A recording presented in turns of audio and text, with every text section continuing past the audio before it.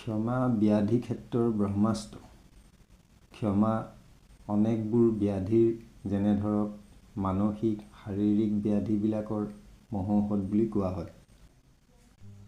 ব্যক্তিয়ে কৰা অপকৰ্মবিলাকৰ সৃষ্টি স্থিতি আদি মনৰ পৰা দূৰ কৰি তাক পাহৰি পেলালেহে প্ৰকৃত ক্ষমা কৰা বুজায়। নহ'লে ক্ষমা প্ৰদান কৰা কাৰ্য হিতে বিপৰীত হোৱাৰ সম্ভাৱনা থাকে। যদি আপুনি পাহৰিব নোৱাৰে তেতিয়া সি আপোনাৰ মনত খঙৰ সৃষ্টি কৰিব আৰু নানান ধৰণৰ বেয়া কথা বেয়া দৃশ্য মনলৈ আহিব পাৰে। অন্যহাতে আগতকৈ অধিক মানসিক কষ্ট সহিবলৈ বাধ্য হ'বও পাৰে, যিয়ে আপোনাৰ শাৰীৰিক আৰু মানসিক স্বাস্থ্যৰ ওপৰতো বেয়া প্ৰভাৱ পেলাব পাৰে। ক্ষমাক মানুহৰ এক মহৎ গুণ বুলি কোৱা হয়। সাধাৰণ মানুহেও এই গুণ আহৰণ কৰিব লাগে।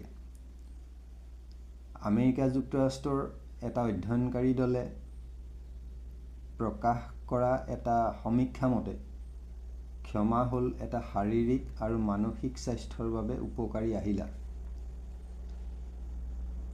আনক ক্ষমা কৰিবলৈ ইচ্ছা, নিজকে ক্ষমা কৰাৰ সামৰ্থ্য আৰু ভগৱানৰ দ্বাৰা ক্ষমাপ্ৰাপ্ত হোৱাৰ অনুভৱে বিভিন্ন বয়স অনুযায়ী শাৰীৰিক স্বাস্থ্যৰ ওপৰত প্ৰভাৱ বিস্তাৰ কৰে। ডক্টৰ লৰেনৰ মতে, আমি আমাৰ গৱেষণাৰ পৰা এই মতত উপনীত হ'ব পাৰিছোঁ যে ক্ষমা হ'ল এক বহুমুখী ধনাত্মক পৰিঘটনা। যিয়ে ইয়াক নিজৰ বুলি আঁকোৱালি লৈছে তেওঁলোকৰ শাৰীৰিক আৰু মানসিক স্বাস্থ্যৰ উন্নতি ঘটাটো নিশ্চিত। প্ৰিয় বন্ধু বান্ধৱীসকল, আশা কৰোঁ আপোনালোকেও এই গুণৰ অধিকাৰী হ'বলৈ ইচ্ছা কৰিব।